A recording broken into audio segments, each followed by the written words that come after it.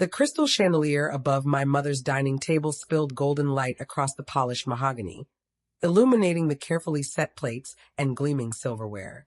My entire family sat in their usual places for our monthly dinner ritual. I tugged at the sleeve of my plain black sweater, acutely aware of how out of place I looked beside their tailored suits, glittering jewelry, and designer labels. David, my eldest brother, was in the middle of recounting his most recent real estate deal, punctuating each point with an animated wave of his arm so his gold Rolex flashed in the light. Across from him, my sister Michelle extended her wrist again and again so everyone could get a better view of her sparkling new Cartier bracelet. To another profitable quarter, my father declared proudly, lifting his glass of prize 1995 Bordeaux with the same reverence he usually reserved for business victories. The family enterprises are flourishing. Our investments continue to yield incredible returns, and each of you has been vital to building our legacy. His gaze drifted slowly around the table, approval softening his features until his eyes landed on me. The satisfaction thinned into disappointment. Well, he added with a sharp edge, almost everyone has been making a contribution. I kept my head down, cutting into my salmon, pretending not to hear. I was used to the barbed remarks by now.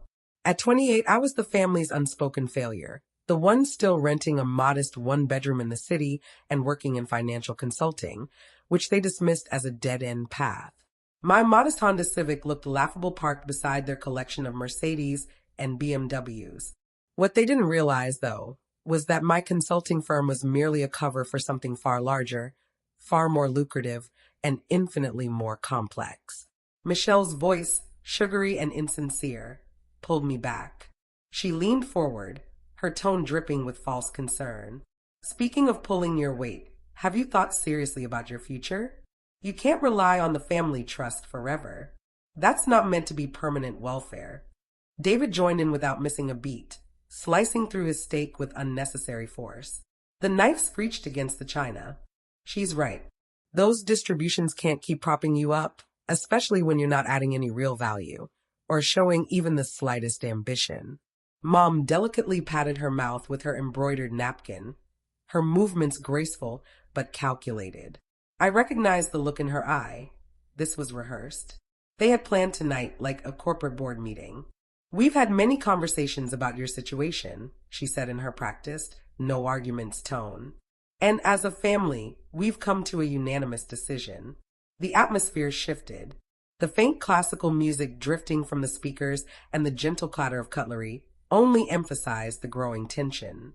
Dad leaned forward, his expression severe, the way he looked before announcing new company policies. You're cut off, he stated flatly. No more monthly checks from the trust. No more financial lifelines. It's time you finally stood on your own and built something like your brother and sister have. This is for your benefit. Michelle smiled faintly, though her words carried mock sympathy. It's the only way you'll ever find real motivation. You need to prove you can succeed like the rest of us. We've carried you long enough, David said, nodding gravely. Time to sink or swim. I set my fork down with deliberate calm. Reaching for my leather laptop bag, I unzipped it and slid out my MacBook. They exchanged annoyed glances, clearly irritated I was ignoring their staged intervention. What exactly are you doing? Mom demanded, her voice sharp now. We're having a serious discussion. I said nothing. I powered up the screen, logged into my secure wealth management portal, and angled the laptop toward them. On the glowing display, one number dominated the dashboard in bold, undeniable digits. $487,623,940. The silence was instant and absolute. Dad froze mid-toast, his Bordeaux hovering just below his lips. Michelle's carefully applied lipstick parted as her mouth fell open. David's fork hung suspended in the air, steak forgotten. I closed the laptop softly, the click echoing in the room. I think I'll be fine, I said evenly. Before their stunned faces could twist into questions, arguments, or demands, 3 sharp knocks rattled the door. A heavy knock echoed through the front door, reverberating across the house. Mom's housekeeper appeared in the dining room doorway, looking slightly unsettled. Pardon me, Mrs. Thompson, she said carefully, but there's a gentleman here asking for Miss Sarah. He says he's from Whitmore and Associates and insists it's urgent, something about trust matters. Perfect timing, I thought with a quiet flicker of satisfaction. I gave the housekeeper a small nod. Please show him in. Moments later, a distinguished man in a flawlessly tailored Armani suit stepped into the dining room. A premium leather briefcase, easily worth more than most people's monthly paycheck, hung at his side. His silver hair was styled to perfection, and his presence carried an instant air of authority. Miss Thompson, he greeted me with a courteous bow of his head. Forgive the interruption, but several pressing issues concerning the quarterly restructuring of the trust require your immediate attention and signature. Dad's voice cut in sharply, heavy with his usual businesslike dominance. And who exactly are you? The stranger's tone was calm, professional. James Whitmore, senior managing partner at Whitmore and Associates. He handed Dad an elegant business card. Our firm oversees Miss Thompson's estate planning, trust administration, and long-term wealth preservation strategies. He placed the briefcase on the table, unfastened it with deliberate precision, and drew out several thick folders bound in blue. Sarah, the documents for transferring the additional offshore assets into your primary control structure are ready for your review. Offshore assets? Mom's whisper was barely audible, her complexion paling. Mr. Whitmore looked around the table at the bewildered, increasingly unsettled faces. I assumed everyone was fully aware that Miss Sarah has been the sole beneficiary and controlling trustee of the Thompson Family Trust since her 25th birthday, as outlined in the original trust agreement. The silence pressed down, broken only by the steady tick of the grandfather clock in the corner. That's impossible, David muttered, his usual bravado slipping away. Dad has always been in charge of the trust. He's the one making the financial decisions. Adjusting his gold-rimmed glasses, Mr. Whitmore calmly produced another thick folder. I'm afraid that's not correct, Mr. Thompson. Your grandfather's will was very explicit and legally airtight. On Sarah's 25th birthday, complete fiduciary authority over the trust, including real estate, investments, corporate holdings, and liquid accounts, transferred directly and permanently to her. I studied their faces as the truth settled in, seeping through like water soaking into dry earth. The monthly payouts you all live on? Every single cent comes from the trust. My trust. This is absurd, Michelle snapped, though her voice wavered, stripped of its usual bite. If something this monumental had happened, we would have been informed. Without missing a beat, Mr. Whitmore pulled another document from his case. Here is the certified copy of your grandfather's will, filed in probate court in 1987. Section 12, subsection A. The youngest grandchild inherits full fiduciary control at 25, with the explicit condition they may support family members at their own discretion. Dad snatched the paper with trembling hands, scanning frantically. His face drained of color the further his eyes raced down the page. No, this can't be right. It can't be legal. It has been fully legal and binding for 3 years now, I said evenly, my tone calm but unyielding. I've been managing your finances, approving every distribution, and overseeing the family's businesses since June 2021. Did you really think your sudden investment successes and convenient profits were coincidence? My phone buzzed with an encrypted notification from my wealth management team. I glanced at the screen, then allowed myself a small, private smile. Speaking of which, I continued smoothly, it's almost time to finalize next month's distribution schedule. I let my gaze settle on each of them, one by one. David, your monthly allowance, $45,000. Michelle, $38,000. And Mom, Dad, yours together totals $62,000. The numbers hovered in the air like a verdict, sharp and inescapable. You're bluffing, Michelle said, but her tone was thin, desperate. I unlocked my phone and held it up, the secure trust management app glowing on the screen, displaying live balances and pending transactions. Shall I prove it? With a single scan of my fingerprint, I can approve or deny any payout. Michelle's face drained white as reality struck her. Now, wait just a second, Dad barked, pushing up from his chair so quickly it scraped the hardwood. Even if all this is true, which I doubt, we raised you. We gave you everything. You owe us. I owe you. I cut in, my voice calm but edged with fire. Let's be clear. For 3 years, I've paid the mortgage on this house. I've covered your car notes, your club dues, your vacation homes, your kids' tuition. Every luxury you flaunt is funded by the trust one control. Mr. Whitmore nodded gravely. The records confirm. Roughly $2.7 million annually has been allocated under Sarah's sole authority for family support.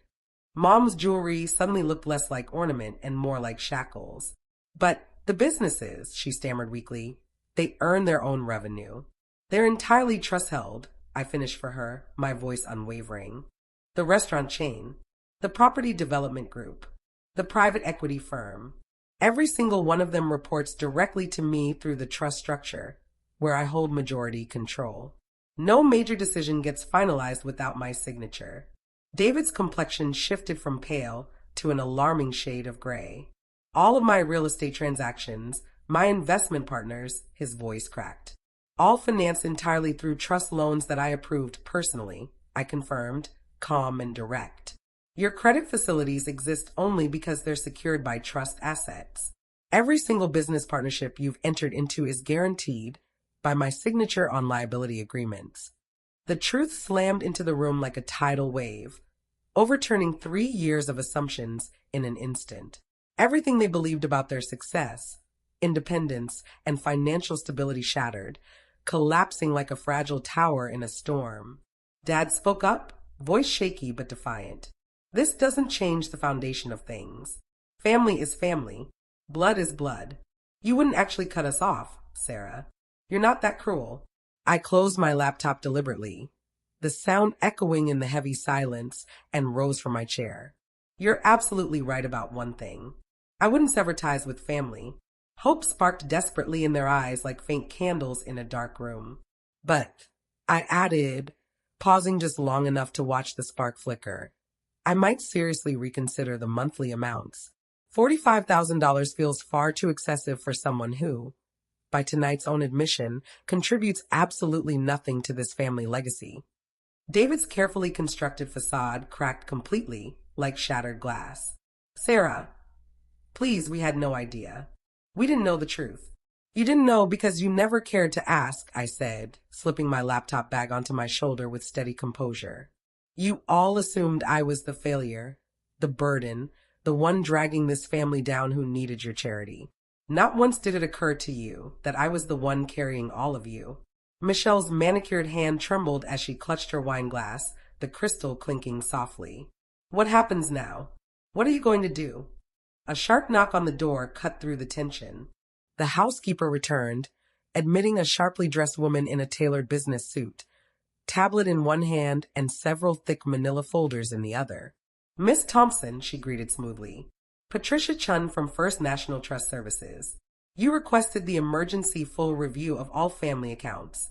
Perfect timing as always, Patricia, I said with satisfaction. Please brief my family on the current state of their finances. Patricia unlocked her tablet and began reading in a steady, practiced tone. Mr. David Thompson, your checking and savings combined total $847. Your average monthly expenses, however, are $12,400. The difference is made up entirely by trust distributions. David's face drained of all color. That's impossible. I have investments, my real estate portfolio. Your investment accounts, Patricia cut in smoothly, are fully held in trust under Miss Sarah Thompson's name. She has sole authority for all transactions, withdrawals, and reinvestments. She swiped to the next profile. Miss Michelle Thompson, your personal balances come to $1,230. Your monthly spending averages $9,600, also entirely supported by trust funds. Michelle's napkin crumpled in her shaking hands. But my boutique generates plenty of revenue.